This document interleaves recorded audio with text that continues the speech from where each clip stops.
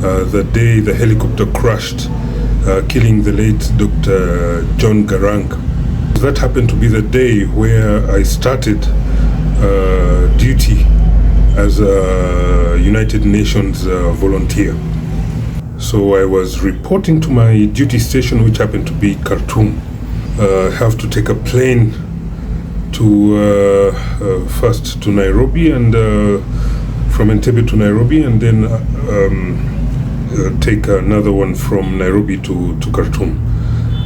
So what happened that day was that I got to the airport, and I boarded my plane to Nairobi. And as I sat inside the plane waiting to take off, I looked at the window, and from the window where I was sitting, I could see the presidential helicopter, the Ugandan presidential helicopter. And I was like, oh, Museveni is around. And I just continued sitting there. Then after a while, I could see a whole crowd of people coming out of the VIP section and going into the helicopter. I was not sure exactly what was going on. I didn't know that actually that Museveni was not there himself. The helicopter had actually done a whole trip from Museveni's residence up to Entebbe airport, and it was getting refueled to go all the way up to Juba. But I saw the crowd coming out of the VIP section, and they greeted each other, and then I saw some bearded person with this brown African design shirt, and he was there boarding the helicopter. And then that's when I noticed from where I was a bit like something like around like 80 meters away from the helicopter. And with his beard and all that, I saw him, John Garang, going into the helicopter. Didn't think much of it, mind my own business. I'm also preparing to go and start a new journey in a career. So the plane, my plane was pushed back, the Kenya Airways, and we taxied and took off to Nairobi. I took the connecting flight to Sudan. So we took off. It was around, if I remember well, anything between 2 and 3 in the afternoon. And I arrived in Khartoum around 8-9 p.m. So I was picked by the United Nations coordinator there for volunteers, Mr. Same Yambe. Yes, and we went, had dinner, and he took us to our hotel where we slept. Of course, the next morning, the United Nations bus came to pick us all from the hotel, and we went to the headquarters in Khartoum. Now, the United Nations headquarters in Khartoum, that was the UNMISS headquarters, United Nations Mission in Sudan, headed by Mr. Jan Pronk. I think he's a former Dutch foreign minister in his country, and he was working at the time as the special representative of the United Nations Secretary General, who at the time was Kofi Annan. And so when we reached the headquarters, we were going there for what they call orientation. Actually, the UN uses the word induction training. This is just to show us how to get by in the course of the work in the field, and everything that might come up, security issues, health issues, and all that. But while we were in that meeting, the lady who was talking to us, the new arrivals, suddenly said that apparently there is a situation in the country. There's some tension rising, there is a helicopter that is missing, and Dr. John Garang was in that helicopter and was coming out of Entebbe from Uganda to Juba, but nobody knows where that helicopter is, and this has caused tensions in the whole of Juba, and now even in Khartoum, where I was at the time. So I raised my hand, and when she allowed me to talk, I told them that actually I'm from Uganda, and I was in Entebbe the previous day, and I personally saw the helicopter that they are talking about with Dr. Garang boarding that helicopter. I saw with my own eyes. I'm an eyewitness. They were very surprised, of course, but immediately that information was passed on to the special representative, Mr. Yan Pronk. Yes, we have an eyewitness who has seen that helicopter departing from Entebbe. So I was a United Nations eyewitness to the helicopter leaving Entebbe. Of course, that week there were riots and all sorts of anarchy that happened in Khartoum. The entire city was shut down, aircraft, so I went through that, and that's how I started working at the United Nations, and that's why I remember that day very well. Now things cooled down. Madam Garang actually is the person who managed to cool down the situation and called the entire country, North and South combined, to cool down. We have to credit her because I think many people do not remember that the Omar al-Bashir tried to speak, nobody listened. Everybody tried to speak, nobody listened. But when Madam Garang came out and issued a statement that was aired on national TV, quite repeatedly, by the way, that's when the situation cooled down and things started going back to normal. Of course, later they found the aircraft, the helicopter, and everything went as you know, including with the burial and all that.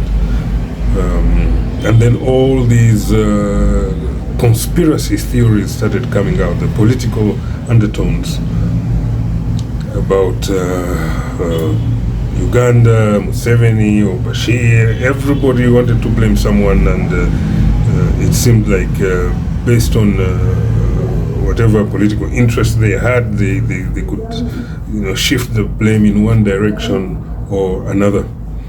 So this happened and continues actually up to this day. Now remember that what happened is that there was a joint investigative committee. A joint investigation took place. This investigation included, of course, the South Sudanese, the Khartoum government. At the time, they were one government. It was not yet. It was just, I think, like 4 years before the country separated. The Khartoum government, as part of the investigation, the Ugandan military, because that was a Ugandan military aircraft, and of course the Russian manufacturer of the aircraft also joined this investigation, and the United Nations provided, of course, the good offices, the facilities, the transportation and everything, and so the United Nations was also part of this investigation. What happened then is that once they concluded this investigation several months down the road, and I happened to be coming back to the office one day, and I had just been having a meeting with some of the Sudanese artists. We had this organizing a project of having the Sudanese artists be part of the peace process. Remember, our mandate, the United Nations mandate was to support the comprehensive peace agreement between the North and the South, but there was also the conflict in Darfur at the time, so we were trying to do everything our job is peacekeeping.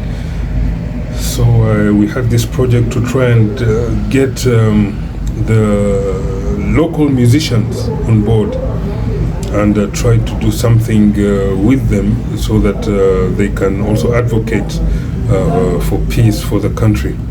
So I had just had this meeting with some of these local big artists. There was a young man very famous in Sudan, Mahmoud Abdulaziz, Kamal Kela, and one from Darfur, Omar Ihsas, very nice fellow, and he was a very important voice for the Darfuri community and the Darfuri people, because that's where he was from. So we had this meeting, and then I just returned to the office after that meeting, and when I entered the office, I passed by a huge desk. I was part of the public information department there.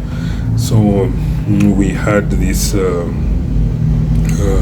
TV section, web section, print section, and radio section, where I was also trying to build the famous Radio Miraya in South Sudan. If you go to Juba, you will hear that radio. It's a United Nations radio. We were building that, particularly a specialist for that. That's what I was actually hired for. And at the time, we were still in Khartoum, setting it up and trying to do all these things. So they had brought the investigation, the conclusions of the investigation, to our office. It seems that afternoon they were going to have a meeting with all the parties and all the partners in the United Nations headquarters, and so they had brought the final investigation, and they had asked the print department to make copies of it. So I went, I put back my backpack at my desk, and then I came back to that corner and sat there and got the one that was next, sat on the corner of the table and started going through the document. Of course, it's too much of a document. I couldn't, go through the whole thing, so I decided just okay, let me see the preface, what was on there. I read through the introduction of the investigation, and it was clear there was no mechanical issues. The investigation had found that there was no mechanical issues, because, as you know, every crash you have to check for either mechanical problem or human error of some sort, because there can be human error that is deliberate, or human error that came out of many sort of things, including incapacitated pilots or something. So it was clear to me from the get-go that there was no technical issue with that helicopter. It was well maintained. It had just come out, I think, from maintenance just a few months before, and it was quite a pristine helicopter. You can imagine it's the one the president travels with, so it's even better kept and in better shape than any other military chopper. So that was clear. Now I know that aircrafts have this what they call a black box that can give a good indication of why this helicopter went down. Now, for those who know, the normal aircrafts have two black boxes. There is one which is specifically for the aircraft and its parameters, its mechanics, hydraulics, and the movement, altitude, and everything. How did the aircraft perform? Everything is registered in one particular black box. And then there is a second black box, but this one is called the CVR, Cockpit Voice Recorder. Now this is just basically a recorder that is there to record everything that is in the audio system of the aircraft, and that's the pilots when they're speaking to each other, when they're communicating with the control towers, or when the pilot is giving a message to the passengers, anything of that sort. So when I saw that this particular aircraft did not have the other black box, the one for the parameters of the aircraft and all that, it didn't have that, but it did have the recorder for the pilots. So when I saw that in the preface, the list of the subjects of the investigation, and I saw which page that part would be, I immediately went for that. And it had all been transcribed. They had written down all the interactions, the dialogue of the people within the aircraft, and I think they had gone back something like 30 minutes prior to the crash, and everything that had been said between the pilot and co-pilot, and everything was in there. So what I found there, because I read through the whole thing, now I just got that part, I read through it and put it back, but what I can say is this: there was an issue.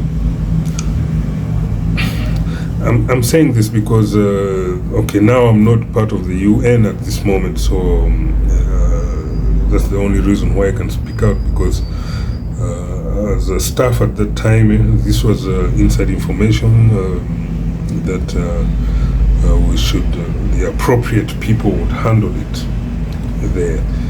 Now, all these years later, I think it's quite time for some of these issues to know, because I read this personally with my own eyes. I sat there. So what I realized that what happened is that there was an interaction between the chief pilot and the late John Garang. Now, John Garang's words per se are not in this transcript, because what happened was this: the chief pilot would speak to Garang through the air hostess who had the other headphone, and then she would go and communicate what the chief pilot had said to John Garang, and that part, how they're interacting, nobody knows, and what John Garang tells her back, nobody hears. But when she gets back on and tells the chief pilot what John Garang has told her, and she's communicating back to the chief pilot. So basically the whole transcript is between the chief pilot and the air hostess, with her going back and forth. She's the one going back and forth with all of this. There was an issue about where to land. It's the late John Garang who first expressed his concerns about that time of flying. It was now evening for them. So he was worried about the terrain and how mountainous, there are so many mountains, and with the darkness coming in, he was worried that the helicopter might get an accident on one of these mountains. And so darkness came in, and now the head pilot responded saying that as far as he was concerned in altitude and all that, then I think everything was okay. But the problem he had was that getting into Juba with that darkness, Juba was a place where at the time there was no electricity. There was simply no electricity in the city. The only few people who had electricity who were using their own generators and things like that. And the entire Juba airport, by the way, had no electricity. The airport was closed for all aircraft from 6 p.m. That I remember very well. From 6 p.m. there was no aircraft landing because the runways had no lights, the entire building had no lights, so no aircraft was supposed to land there at after 6. I remember that well because that's also the time we would go jogging, doing some exercise. When I say us, I mean the UN staff who were resident at Juba. Our camp was just adjacent to the airport. So at 6 p.m. we knew the airport was free. We would go jogging the entire runway back, maybe once or twice. And also you'd have the locals crossing the runway and the airport with a cow or goats or whatever. So at 6 p.m. it was impossible the airport was closed to traffic. Now the pilot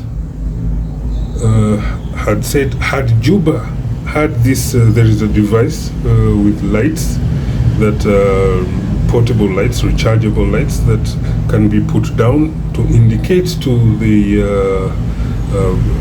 aircraft, particularly the helicopters, where exactly to land. So you can come in darkness and knowing that yes, the map shows you Juba is around here, and then from afar you can see those 4 lights, and you just come and land in there. Now, without those anywhere, it's very difficult for pilots to land once it's dark. So the chief pilot figured that Juba does not have that device. The nearest place that had this landing light, is Arua, and that's back in Uganda. Arua is the biggest town a bit in northern Uganda, somehow near the border, and it has a good airstrip. And at that airstrip, they do have that device to allow landing at night. They would just communicate, and the guy would come and put it down, and someone would be able to land. Now, Dr. John Garang was not comfortable returning back to Uganda, and he had insisted that listen, maybe we just go nearby. There's the town of New Site, and land there. Of course, Juba, New Site, as long as there's no light, pilot, there's nothing the pilot could do. So the pilot was like, we can't, there's still no light and we still have to go back. So the discussion started slowly escalating. That's the sense that I got in reading each step of the transcript. And the pilot was insisting Arua, and John Garang was insisting to land at New Site. And it escalated from there, and then at one point the chief pilot said, listen, and this is talking now to the air hostess. He tells her, listen, I'm tired of this. Now I'm not going to talk with these guys anymore about this, and what we're going to do, I'm going to disconnect, and I don't want to hear anything anymore from them.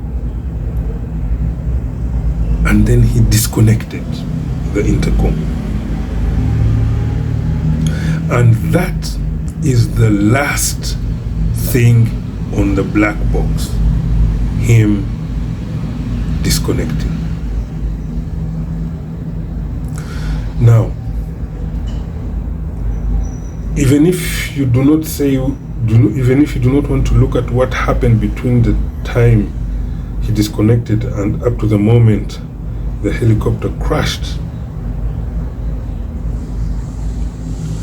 and that's only 2 minutes, by the way, from the moment he disconnected to the moment the helicopter crashed was 2 minutes. What happened there? There is no evidence of anything. It's up to I have my thinking of what could have happened. But even if we do not look that far, you will find that what we have evidence of shows more of a misunderstanding about where to land and the technical aspects of it. Nothing to do with all these conspiracies and accusations. The Sudanese government did this. No, it was Museveni who did this. Or this and this. I'm not really a fan of Museveni, but yes, I am saying this because this is a fact. This is a fact that I saw with my own eyes and I read it. So it had nothing to do with all that. There was an issue about where to land. That's what we have evidence of in the investigation. And then, now, those 2 minutes from the moment he disconnected up to when the helicopter crashed, anybody can imagine anything. Now, there was no technical problem with the aircraft. So, if it did crash, it's either it crashed based on what Dr. John Garang was fearing, that these mountains, so they might have just gone through one of the mountains. But these helicopters are able to fly higher than those mountains, and that I know because when I was working there, we did all those journeys. We were doing them by helicopter, UN helicopters. These UN helicopters are basically the same. I think they got them from Ukraine, and the Ukrainian pilots are working there. So many of them who are working with the United Nations, and they were flying all the helicopters. It's basically the same helicopter as the one that that crashed. So these helicopters are capable of flying at altitudes beyond whatever terrain is there, and we have done that. But for some reason they did crash, and that's why I think there is also an alternative theory, and that is to look at the human aspects of what is going on. Let us remember we have a chief pilot carrying a VIP, a president of South Sudan, and this is the chief pilot of another president. And he has been asked to be an Uber driver, basically, to take someone somewhere. Now, Vice President Garang, he's the Vice President of the whole of Sudan, but he's the President of South Sudan. He had his security people with him. Now, with that back and forth going and escalating, and then the chief pilot disconnecting communication. Now, from a person who understands security matters, particularly security of a leader, of a president, of VIPs, how they operate, it is their duty to protect their principle, and therefore their duty to understand basically what the hell is going on here. Communication being cut, the only way to really understand is to go to the horse's mouth and hear it from the horse's mouth, and that's the captain, the chief pilot. And so I imagine that in those 2 minutes there must have been a security assessment discussion between Garang and his people about what is going on. And probably the chief bodyguard or one of them must have, it is their job, must have gone to inquire from the pilot himself what the hell is going on, and that the principal wants to land at new sites, because that was what was there before the cable was cut. So with the pilot, you never know. Now you never know what could have happened there. Either you have to land at new sites, and maybe the pilot can say, "You want to go to new site? Okay, come and fly this thing." If you want, anything can happen. I'm not saying that's what happened. Anything could have happened, and leading to the crash. But even if all that didn't happen, as I'm saying, those I am basically just trying to think what could have happened. One thing is clear: it is not those conspiracies that someone wanted to kill someone and this and that. All that was not captured. There is no evidence of that in anything in that investigation.